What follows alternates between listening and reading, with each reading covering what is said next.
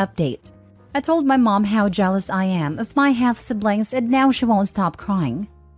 I-16 male was born to my mom when she was 15 and I've never known my real dad. My mom didn't drop out of school or anything, and the year after I was born, she started dating Jack.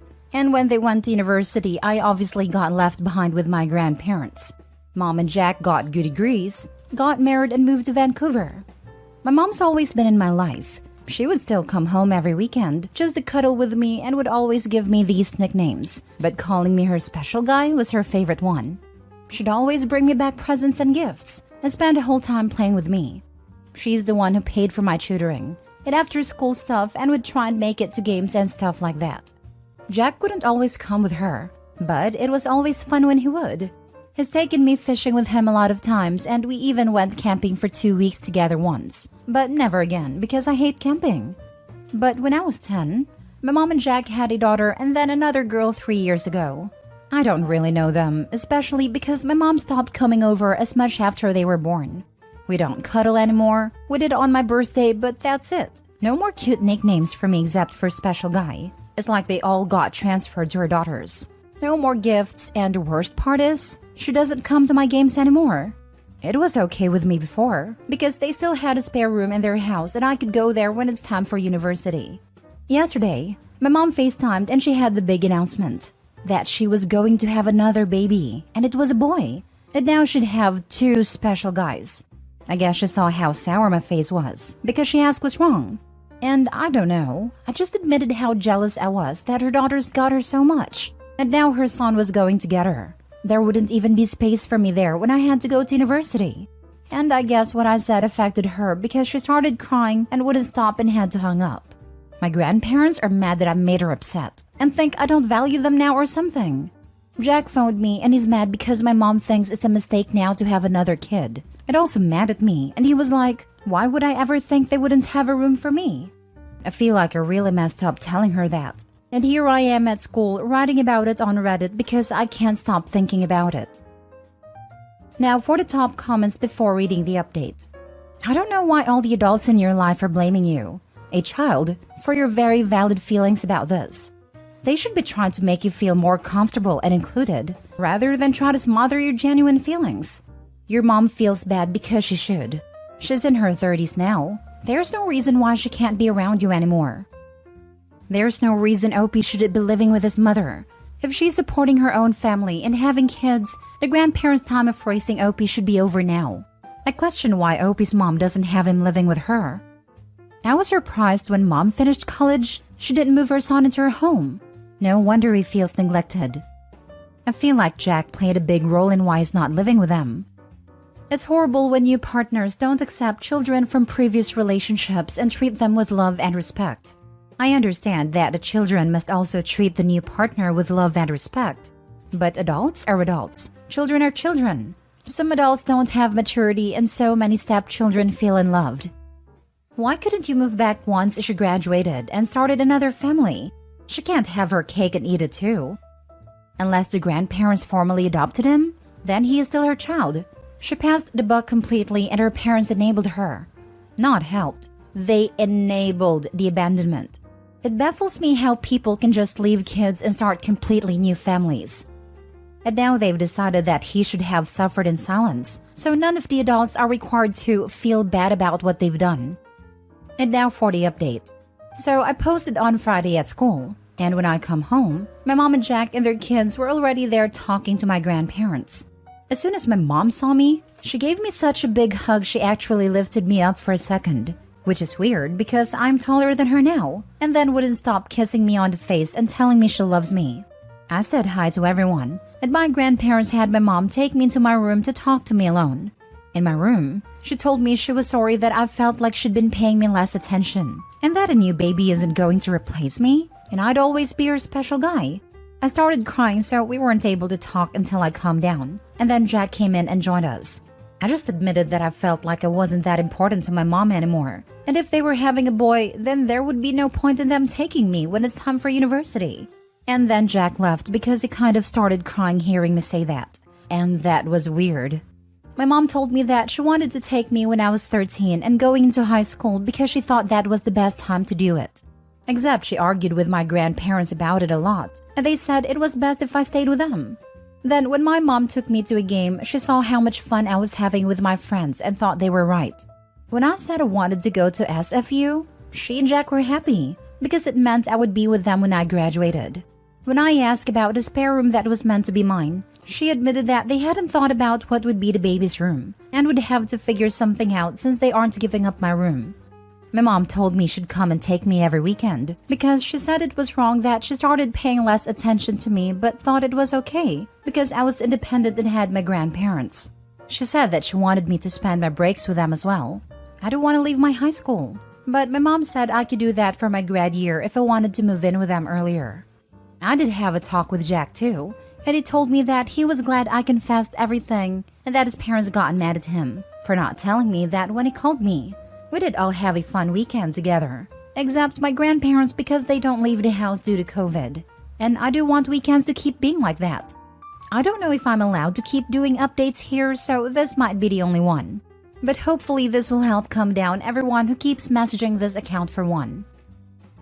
Seems like a lot of his grief could have been prevented if the adults had asked him if he wanted to remain with grandparents or go with mom, or even at least explain to him the reasoning behind him not going.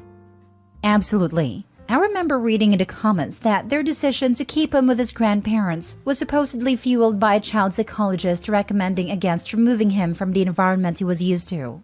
But he was like 10 years old at that point. Shouldn't they have taken his opinion into consideration? Truly a sad situation for OP. I hope things turn out well for him. A psychologist told my parents to make me homeless when I was struggling as a teen. There are some bad ones out there. A psychologist told me a few weeks ago, during a first appointment by telephone where it was clear she was driving and not paying attention to me, that I couldn't have been diagnosed as being on the autism spectrum because I seemed fine to her, and I just needed to go out and meet people. Then she recommended I read a book on Freud and ended the session 20 minutes early. So yeah, some therapists are absolute joke. I'm glad about the outcome, but I despise how the first reaction after a teen voicing their feelings is anger and guilt-tripping from all adults involved. The kid is 16, voices how he feels and why, and stepdad gets mad, grandparents get mad and jealous. It's infuriating. Also, no one ever communicated with them. At least Opie learned that skill. I couldn't agree more. The poor kid was basically left alone to feel like he was the one who did something wrong, when all he did was voice his very valid feelings. Every adult in the story, not just the mother, should seriously apologize to him for how they reacted to this whole thing, and I really hope they all learn to communicate with OP better. It could have been just a choice of word by OP. However, if his mom actually said, "I'm sorry you feel like," that's such an a-hole thing to say. You're basically saying I don't agree with how you're feeling. I've read several posts of parents getting remarried and or having more offspring and just almost forgetting their first offspring exists. Like they think they can get a total do-over at being a parent, and are Pikachu shocked when their offspring voiced displeasure. Yes, lady, your son who you have kind of forgotten about is not gonna be exactly thrilled when you tell him you're gonna have another son when you barely interact with him as it is. Then in like a decade or two, the parents are gonna be shocked that their offspring wants nothing to do with them and just have no idea what they did wrong. Last story. I don't feel guilty about the loss of my sister's son. So I, female 24, was 7 or 8 at the time this happened. My older sister Susan, 37, was 20 or 21 and she had a newborn baby. Our mom was at work at the time, so it was me, my sister, and the baby at home. We didn't have a dad, and all of our relatives live in another country, so we were at my sister's care. My sister was always someone who likes to go out with friends, to parties, and wasn't often home, until she was pregnant and had the baby. So, she only could go out and have fun when our mom had a day off. Our mom was always understandable of my sister, being that she was now a single mom too as the baby's father bailed out, and Susan missed her friends and her previous lifestyle, but was also angry sometimes because her day off was spent babysitting my sister's child, cleaning and cooking. And with time, there were more and more arguments, since my sister only cleaned her room and only cooked for herself. Sometimes I tried to intervene, but my mom only sent me to my room. So this day, I remember I was watching the TV at a time, and Susan comes up to me and says that she's going out with her friend for only a couple of hours and that I had to take care of the baby. I never liked babies, and no one bothered to teach me how to care for one, only that they drink milk from a bottle and that they use diapers. I was a little shocked and scared, and said that she was supposed to take care of us, and I didn't know anything at all about babies. But my sister ignored me and told me to just take care of him. A little while later, the baby started crying, so I went to my sister's room and tried to figure out what he wanted, but started to freak out. I ran to the kitchen and tried to give him the bottle, but he didn't want it. I tried to give him toys, his blanket, and didn't want it. I tried everything I could think of at a time, but he only cried louder and louder, and I was getting more scared and ran to my room. I put on headphones and hid under the covers and hoped that either Susan or my mom would come home soon, and fell asleep. When I woke up, my mom was already home and was calling Susan, screaming, but she didn't get home yet. And there was an ambulance, and I was really scared again because I understand nothing at a time. And my mom came up to me and hugged me and asked where Susan was, and I told her what happened. It was noon when my sister left, and early night when my mom came home, by the way. I could tell that she was angry but tried to not show it. She asked if I knew where she was, but I didn't. And I asked her what happened, and she just told me not to worry, that everything was going to be okay. Later that night, my sister came home and our mom lost it and screamed at her, and Susan screamed back, and so on. I couldn't handle all the screaming, so I was going to my room, but at that moment I heard my sister and felt her grabbing my arm until it hurt. I got scared and started crying, and my sister was screaming at me too. I don't remember most of what she said, but I remember bits like, "It was your fault," and "You're a little monster," until my mom made her free me and I ran to my room and locked the door. The days later after that, Susan was cold and ignored me. She was either in her room or out, but when she was home, I was afraid of being left alone with her. So I began locking my bedroom door often until my mom was home. Things worsened when Susan came home smelling of alcohol and screaming at me to open my door sometimes. I never did because, again, I was terrified, and my mom had enough and kicked her out. A few months later, my mom got therapy for her and me separately. My mom never told me anything then about what happened, and I never saw my sister again until I was about 17. I used to ask my mom how she was, and she just told me that she was doing good. When I saw her again when she came home to visit, and I was a little bit in shock and on edge. I was glad to see her, of course, but also weirded out because I remembered how she treated me when I was younger. It was my mom's day off, so we were all in the kitchen talking about normal stuff like work, grades, relatives, etc. Until my sister out of the blue says that she thinks she deserves an apology. I was confused and didn't know if she was referring to me or mom. And Susan looks at me and says that I have to apologize to her for what happened. I asked what she was talking about, and my mom told my sister to get out. But Susan started to raise her voice and tell me to say sorry for what I did to her baby and that it was my fault that he died. My mom dragged her to the door and closed it when Susan was out while I was still shocked and didn't know what to do or say. After that, my mom explained very briefly what happened and that they talked about reuniting us because Susan felt ready to see me again and wanted to make peace, but didn't expect that to happen. For the full story, she waited until I was 18 to tell me. So what happened was, while I was sleeping in my room, somehow the baby suffocated. My sister blames me for what happened because she left me in charge of him. My mom found him and called the ambulance, but it was too late. Blamed my sister for being irresponsible and leaving not only her little sister, but her own child as well, just to go partying. For a while, I was still processing the info. But in the end, I understand that I was just a kid and didn't have any idea on how to do anything for a baby. And when I got overstimulated and stressed, I panicked and hid where I felt safe.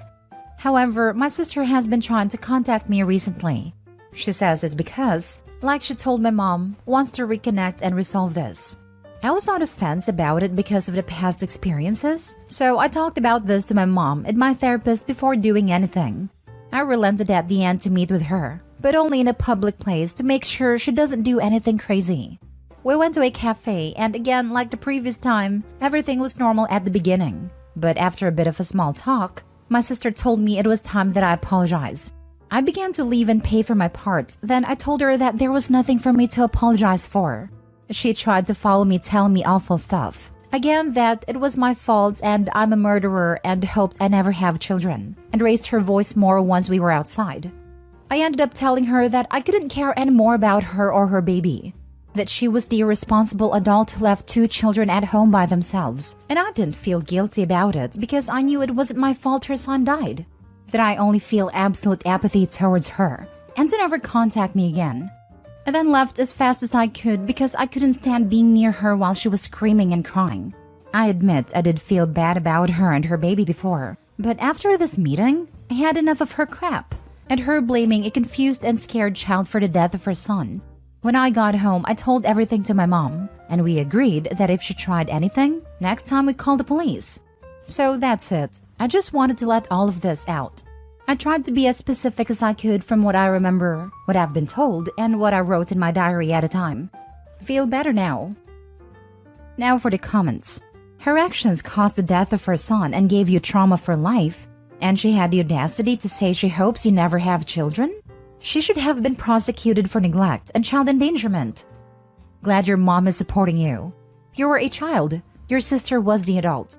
She is 100% responsible for what happened. You were not. She's just trying to put the blame on you because she's too much of a coward to admit it was her fault. This. Who in their right mind leaves a baby behind with a 7 or 8-year-old? Especially without explaining them how to take care of a child. I mean, I basically raised my sister at age 10, which is still 2 to 3 years older than Opie's age. Though I was parentified, which isn't good, I was explained how to do it all before my baby sister was dumped on me. I was also a single mom at the age of 20, living with my own mom. I never really went out to party, but I did go out with friends a few times. But I never would have left my baby alone with a child. Wouldn't even leave any of my kids alone to people who doesn't agree to take care of them, no matter their age. I have an 8-year-old son, 6-year-old daughter, and 10-month-old daughter. The most my older kids have to do is entertain baby for a couple of minutes while I prepare her food or when I go pee.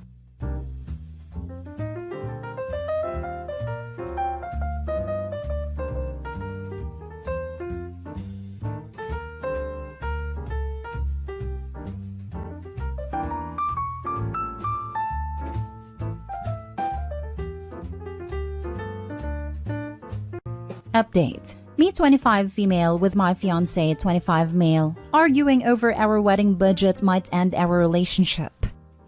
Original post. My fiancé and I have been together for 4 years, and everything has been great up until now. We've always been in agreement about our lives and what we want for the future. Finances has always been one thing that we agreed on the most. Monthly budget, not buying excessively, living within our means, and finances including the wedding. He's always known from early on that I love big weddings and always wanted to have one, and that would be an area that I would splurge a little on. He was always supportive of this and in agreement with me and said that he'd like one too. In October, we got engaged and things were great until we started the wedding planning. We were just getting the basics done and mainly doing research into prices. And we discovered that we didn't have quite as much money as we would like to have for a big wedding. And we were both disappointed, but started looking into how we could scale back and stretch our budget in the most efficient way possible. Then, in the beginning of November, my parents gave us a hefty chunk of money for the wedding and all of the other expenses that go along with it, including the honeymoon and the engagement party and the bridal shower, all of the good stuff we weren't going to get to have before in our budget, and possibly even have some leftover. The only things that we would have to pay for would be our bachelor/bachelorette parties. We were insanely excited and grateful. And my fiancé even commented that now we could have the wedding of our dreams, and we went planning in our merry excited way. At Thanksgiving, my fiancé went to visit his family on the opposite side of the country, but I wasn't able to go with him. And when he came back from that trip, he seemed more standoffish about the wedding, and pretty much stopped helping me plan it. When I asked him why, he said that he was just tired, and I let it go. Then when he got back into helping me plan it, he was suddenly against having a big wedding, despite what we'd previously talked about and planned. He said that having a large wedding seemed like an annoying waste of money, which was news to me because I'd always been excited about having said wedding. Then it progressed to him saying that having a big wedding would make his family uncomfortable, and make them feel out of place because they didn't grow up with/around lots of grand things. He also said that his family wouldn't be able to fly out for the wedding. So I proposed that we take some of the money out of the big wedding and have another, much smaller ceremony at the reception, where his family would be comfortable and within a reasonable driving distance. He said no, F that, let's just have a smaller wedding to begin with. When I asked why, he would never give me a legit reason. He would always dance around a question and cause an argument that was off the topic of the wedding. We stopped planning the wedding and things were pretty strained for the next little bit of time up until Christmas. We flew out to see his family, and they weren't very welcoming towards me at all. Christmas Day was basically just them being condescending about the budget and wedding in general, including opening presents where they would make comments about if it was good enough for me, which was shocking because that's never been an issue in any interaction we'd ever had, or in my life in general. The whole day just basically went like that. When we got back to our hotel, I asked my fiancé what the heck all of that was about. He pretended to not know for a while. Then he told me that when he went for Thanksgiving, he told them about the wedding budget and they said that it was too much for a wedding. And they didn't want to come because they felt it would be uppity, flashy, and arrogant. When I asked him if he defended what was originally our choice, he exploded and told me that he felt that the big wedding budget was materialistic and ridiculous. When I asked how it was materialistic, he said that it just was and that he was sick of my materialistic behavior. Again, I asked what he meant by that. And he said that me liking high-end stuff and getting my nails and hair done was materialistic behavior. This confused me too because while I like nicer things, it's never been a requirement. And I don't demand that everything I have be expensive and high-end, and I don't care about how much money a person has or makes or anything like that. Plus, when I do buy stuff for myself, it's from my own personal money in my own bank account that I deposit money in after all of the bills and necessities with my fiancé have been taken care of. I've never once asked my fiancé or anyone else to pay for any of that stuff, and me spending money from that account isn't a regular occurrence whatsoever. My fiancé even has his own separate account for things he wants and likes too. Then he jumped back to the wedding and said that he finds it stupid and irresponsible to spend thousands of dollars in one day just to get a piece of paper that we could get at a courthouse. He also kept mentioning that we could spend the money elsewhere. When I asked what exactly he meant by elsewhere, he didn't have an answer and just kept saying that we could spend it on better things, like a new house or cars or something. We bought a nice house 2 years ago, so that argument was out. We each have nice running cars, so that was out. And we can't have kids, so that's out too. And when I brought all of that up to him, he just stormed out. We're back home now and we haven't talked about it because every time I bring it up, he gets pissed and storms out of the room and shuts me down. His behavior in this whole situation and lack of communication with me makes me nervous because something is going on, but I don't know what. If he keeps continuing this way, I don't want to get married to him because I don't know if our future would be like this with other things. It's not about not wanting the wedding, it's just his attitude and the way that he's gone about everything. Now for the top advice before reading the first update. Am I the only person who thinks it would be really rude to take money your parents gave you for the wedding and spend the majority of it on something else? I know that there are a range of opinions in how much input paying for a wedding gives parents/other parties the right to make decisions about wedding details. But if I gave someone, say, $20,000 for the wedding and all of the other expenses that go along with it, including the honeymoon and the engagement party and bridal shower, and they had a $5,000 wedding and spent $15,000 on a new car without consulting me, or offering to give the rest back, I feel like I'd be a bit annoyed. I think you need to tell your fiancé that whatever money your parents gave you that isn't spent on the wedding will be returned to them. I'd be interested to hear his reaction to that. This is the only responsible way to handle their money that was specifically set up for one line item, the wedding. I would be curious what Opie's history was with a significant other's family as well, since this would be odd behavior to see out of the blue. Yes to that. I think the fiancé's family want all the money for whatever greedy reasons they have in mind. It sounds like they did a number on this guy when he visited, laying a massive guilt trip on him and turning him against the whole big wedding idea. it should be made perfectly clear that whatever money isn't used for the wedding will be returned to her parents. It sounds like his parents felt inferior because they couldn't contribute like your parents could, and instead of accepting it graciously, they worked on your fiancé and turned him against the wedding and you. This is about a hell of a lot more than a wedding. Return the money to your parents with thanks and call off the wedding for now. If you can't communicate about this, if his response to disagreement is to turn on you, I don't see how this is going to work. This, especially after Opie's parents chipped in a huge amount and her fiancé's parents couldn't.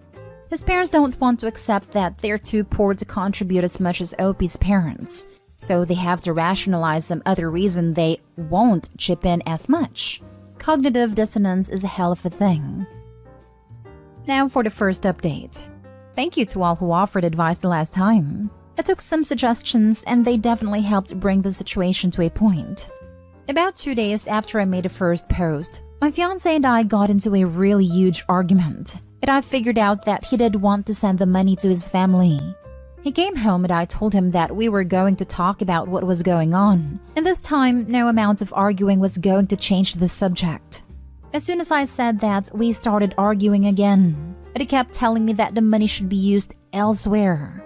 I told him that my parents gave us the money solely for the wedding, and that any money we didn't use was going back to them, unless they just insisted that we keep it. End of story. He demanded that we just ask my parents if we could keep the money and put it toward other uses. And I told him that I wasn't doing that, and especially if he wouldn't even tell me what those other uses were. He finally broke and said that he felt it was wrong to have a big wedding when his family could use the money for more practical and useful things. When I asked him what those things were, he meant sending his brother to the college of his dreams out of state. He said that over Thanksgiving when he was with his family, he was telling them about the wedding and the money that my parents had given us, which really wasn't necessary and shouldn't have been discussed in the first place. And his family started telling him about the college his brother wanted to go to and how they couldn't afford it. It really felt bad for limiting him. Then, according to my fiancé, they began asking him how he could go through with a wedding using all of the money that could be used to help pay for some of his brother's schooling and take some of the weight and stress off of their shoulders. He started feeling guilty and they pointed the blame towards me. And because he didn't want to feel guilty, he went along with it and basically agreed with them and told them they were right when they said that they didn't want to come to a wedding and support someone who didn't want to help them. Just conveniently leaving out the fact that I had no clue how bad their financial situation was, and also that the wedding was a mutual decision. And he said that the reason he was so standoffish and kept lashing out at me whenever I tried to talk to him about it was because he felt bad that he'd changed our plans without talking to me and let me take the blame for something that really shouldn't have involved blame in the first place. When we started discussing why he didn't tell me all of this and apologized from the very beginning when all of it happened, he just said that he didn't feel like it and was going to try to find out a way that he could use some of the money while also giving us both a wedding we were content with. I was, and still am, furious that not only was he okay with throwing me under the bus, but also hiding huge expenses from me. So willing to change our plans without so much as mentioning it to me, and was willing to insult, berate, and hurt me to get his way. When I told him how I felt about all of that, he actually said that he was sorry about that but was happy that he told me, so that I could see his side and we could compromise by cutting back the wedding and take the rest of the money and put it toward his brother. I guess he felt like I would change my mind about everything now that he'd come clean about everything, but when I told him that the money was still absolutely going back to my parents, he got pissed again because they don't need it anyways. We got into an even bigger fight about everything, and we decided to call the wedding off indefinitely until we sort through things. But right now, I'm not even 100% sure that I want to go through with the marriage at all, especially if this is going to be what our future holds. Now for more advice before reading the last update. Holy smokes! I think you did the right thing by calling the wedding off. A marriage is supposed to be a partnership, you and me against the world. He has displayed some very poor judgments here. His behavior basically told you that he puts his family above you. That's not how things are supposed to go. Next, you guys are going to agree to only have you two in the room when you give birth. His mother throws a hissy fit and wants the entire family there, and he supports them, not you. You guys then agree his parents can only visit twice per year. They show up unannounced for a 3-month-long visit and you want them to get a hotel. He gets mad at you and his parents end up staying and criticize everything you do. Then the parents move in. I suspect something like this was going on. I don't see why he should feel in any way that your parents should pay to send his brother to college. WTF? Exactly. The brother can go to another school that his family can afford instead. Just like almost every other college student out there. Exactly. Obi's parents have given her the money to spend on a wedding. They have not given her the money to put someone else's kid through college. It would be a totally different matter if Obi wanted to spend her and her significant other's joint money on a huge wedding. But the fact is, the money belongs to Obi's parents and they gave it with the intention of Obi having the wedding of her dreams. And that is the only thing it should be used for. I'm so sorry it's ended up like this. And I think you have made a right decision in calling off the wedding for now. I hope you find happiness and peace in the future through whichever path you take. Best of luck. Now for the final update. Since the last update, my fiancé and I were trying to resolve things, and even got into 2 therapy sessions and it seemed like things were looking up, and we were on our way to repairing our relationship even though it was a slow process. We went in for our 3rd therapy session and started discussing in deeper detail more about his family and the money issues. We were talking through it, and he still didn't understand why we couldn't just take the money my parents gave us and help his brother, because it technically was a gift. When I told him, again, that we weren't using the money for anything other than the wedding, if we even have a wedding, and I suggested that we use our personal money if we were going to help them, he completely ignored the last part and started yelling at me how selfish my family was because we were unwilling to help his family. He's never asked for serious help for his family before, and when he even asked at all, I helped them. When I pointed the fact that all he had to do was ask but he never did, he said that he shouldn't have to ask for help for our family, but that I should see that they were struggling and want to help them instead of having to be asked. When I told him that I couldn't read his mind, we got into a huge argument in the therapist's office, and he stormed out in the middle of the session. I followed him out and we argued more in the car. Then when we got back to the house, we continued arguing, and he said that he fought so hard for his family because his brother was the last chance they had. When I asked what that meant, he said that I should be trying to help them too, as it would be the least I could do since his brother was basically their only chance at expanding the family since I couldn't have kids. Then we got into a completely different argument about kids and how I can't have them. Before we even started seriously dating, we talked about kids. And before we found out that I couldn't have them, we both agreed that we didn't want them whether they were adopted or not. Then we found out that I couldn't have them for medical reasons and we talked about it again. And we were both in agreement that we still didn't want them. Apparently, his parents have been pressuring him about that too. But again, instead of talking to me, he thought I'd change my mind later down the road. We got into a really awful argument, the worst one we've ever had, and it got a bit physical. I kicked him out and we officially ended our relationship the day after. I'm not sure what we're going to do about the house situation. It's in my name, but he doesn't really have anywhere to go. But I do know that our relationship is over for now, if not forever. It's in my name, but he doesn't really have anywhere to go. And that, my darling, is no longer your issue to worry about. He can move back in with his parents. It shouldn't be a problem since he values their opinions and input so much. My thoughts exactly. The way he's not wasting his money on rent, it can go straight to more important uses. So, his family feel entitled to your financial support for their other child because you can't give them grandchildren to which they feel entitled? And your fiancé feels entitled to put that crap on you. Wow. I hope you feel suitably entitled to cut their entitled butts out of your life forever, not just for now. Seriously, because finding out you can't have kids even if you decided you did want them isn't hard enough. His parents just went ahead and made her feel even worse. Talk about selfish, entitled a-holes. Good. He's a gold digger. And his family have their excavators at ready too. Does anyone think that sending the brother to college will solve all problems these people have, financial or otherwise?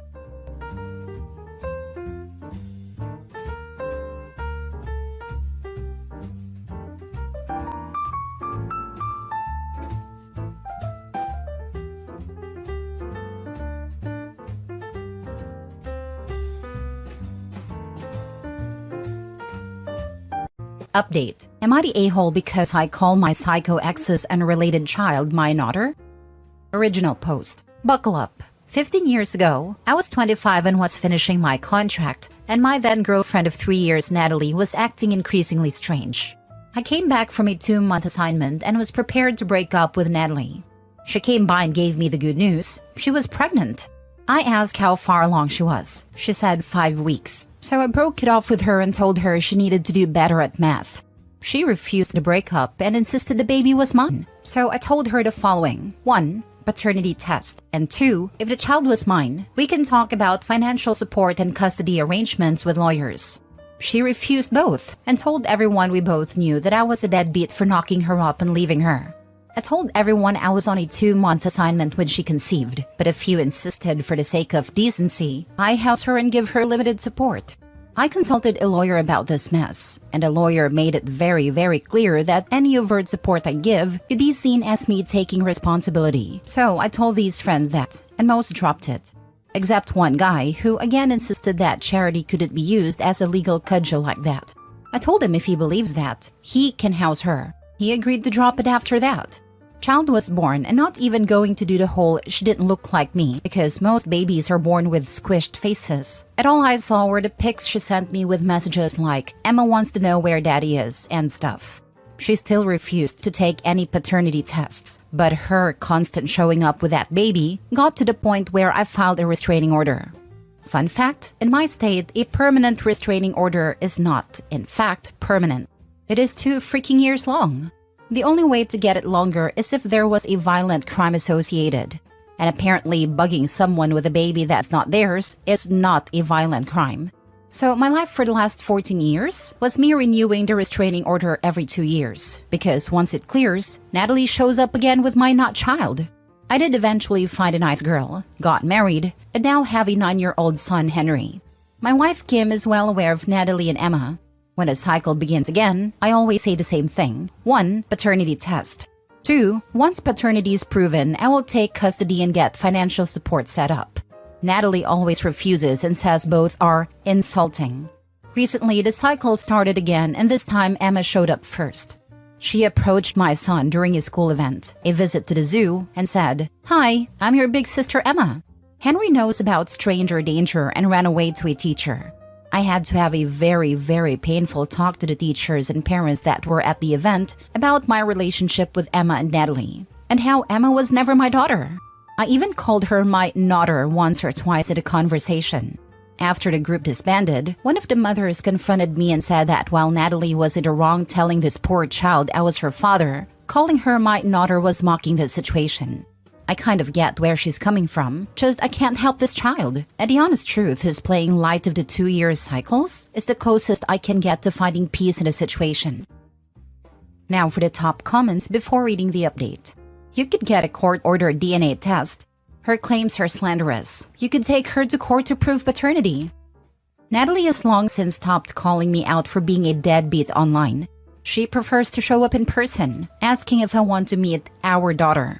The last time the cops confronted her about this, she claims that she only wanted me to act as a paternal father figure to her child. It really depends on the cops that show up. Wishing you best of luck. She seems unhinged. Absolutely this. Emma just so happened to be at the same zoo as Henry. At the exact same time, was able to recognize him on sight, and thought it was perfectly okay to strike up a conversation with him?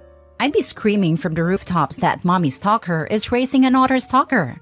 Going after Opie is one messed up thing because he's an adult, but now mothers/daughters set their focus on a 9-year-old boy. Not a-hole. I can understand why someone would think that this is callous, but it's your business and you've every right to use humor to try to deal with it. Don't say that to Emma, considering that she believes your dad. That would be pretty rude. Now, the burning question. How did she find Henry while he was on a field trip? We suspect Natalie befriended a mom at the school and got a class schedule, then dropped Emma off at the zoo to be with her brother. Since we are unrelated, I have no idea what school Emma goes to, or who Natalie's friends are. We are being very reactive to the situation, but because there are children involved, my lawyer said that that's the best we can do, and any type of investigation into Natalie beyond where to send legal paperwork could make it seem like mutual contact and hurt any future restraining orders. Go to court and sue her to establish paternity. Instead of constantly having to renew the restraining order, you'll have it in writing that you're not the dad, and Emma is old enough to then know that her mom has been lying to her. Not the a-hole. At some point, it becomes draining, and a little girl is going to need some serious therapy after everything is said and done. Why don't you go to the courthouse and make her do one, so it can come to an end?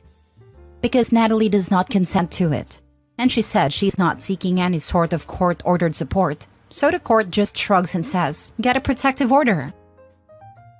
Edit. To answer the repeated question, in my state, the mother has to start the petition for the father to be established and a test to start.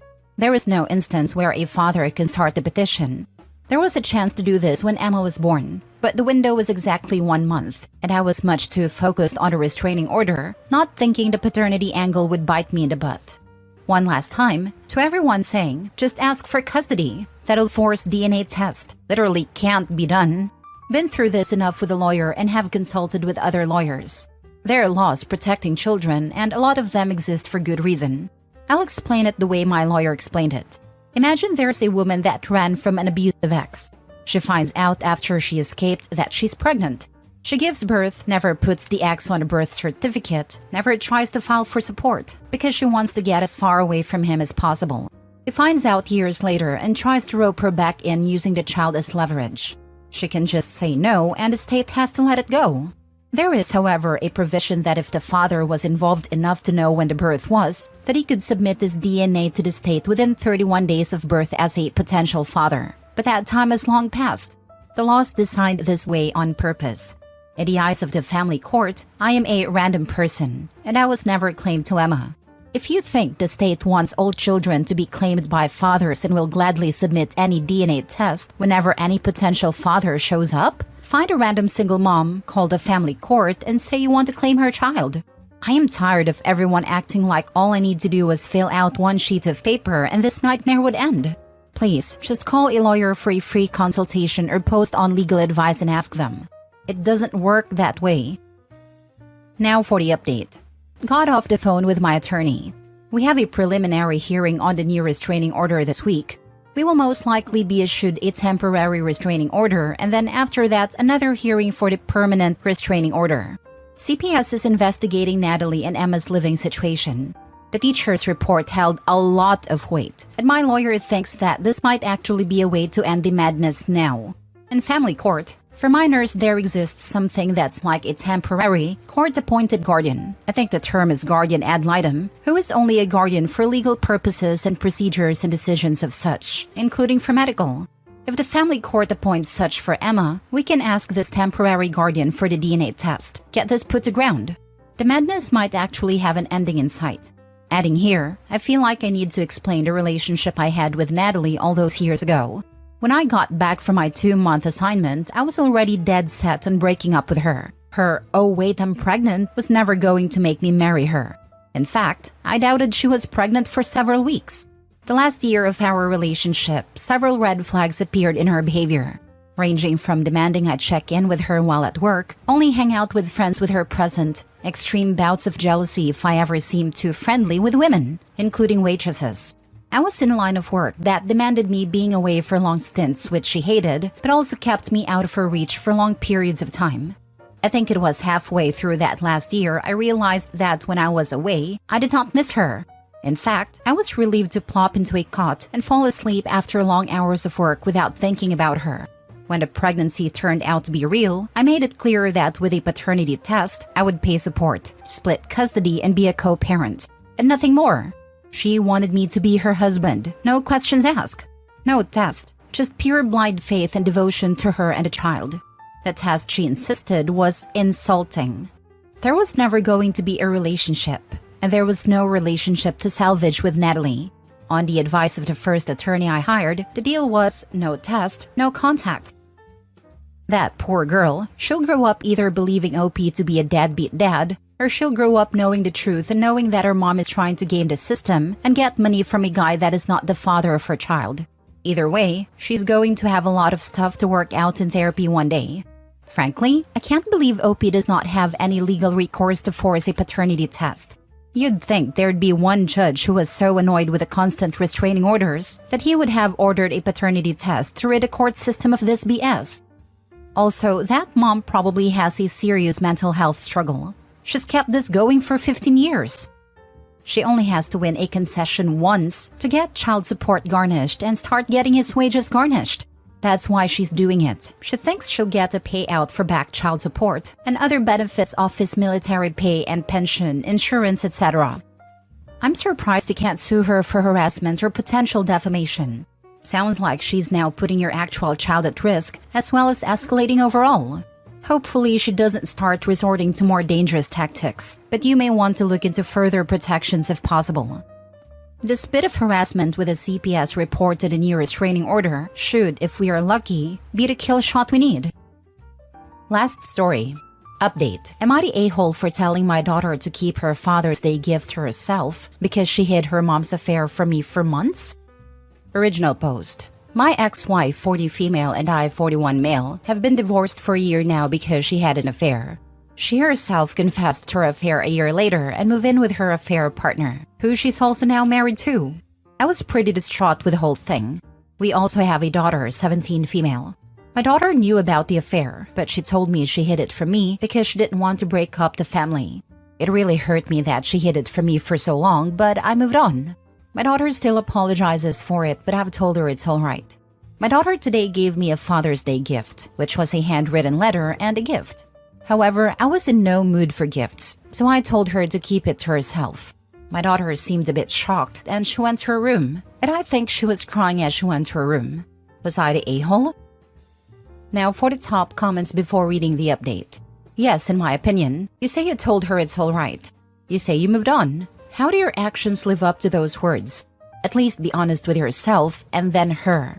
Either move on or don't, but don't say everything's alright and then not accept a gift from your daughter. Plus, maybe factor in she's a kid and in a tough spot between her parents when you make some of these evaluations. You're the a-hole. Your child was placed in an impossible situation by your wife. Stop treating her like your equal. You're not. You're supposed to be the adult here. She was 16, and she didn't do it so she can have a better new dad, but because she wanted to keep her family together. There are families like mine, where divorce is some kind of relief for the children. And there are those like yours, OP, where nobody beside your ex wanted a breakup. Stop acting as if your daughter were the guilty party. It's not her fault. I mean, from the limited info you give here in your post, you sound like the a-hole. You told her it's alright. If it's not alright, then why the F are you telling her it is? Also, is it your daughter's job to save your marriage? That's a lot of pressure to put on your daughter. I'm not sure you're fully aware of everything she may have had on the line, and you're still holding it against her? But yeah, don't say it's okay if it's not okay. Imagine if she had said something, OP's wife would be blaming her for breaking up the family. This was a no-win situation. Poor baby was literally put in an impossible situation. There's literally nothing she could have done.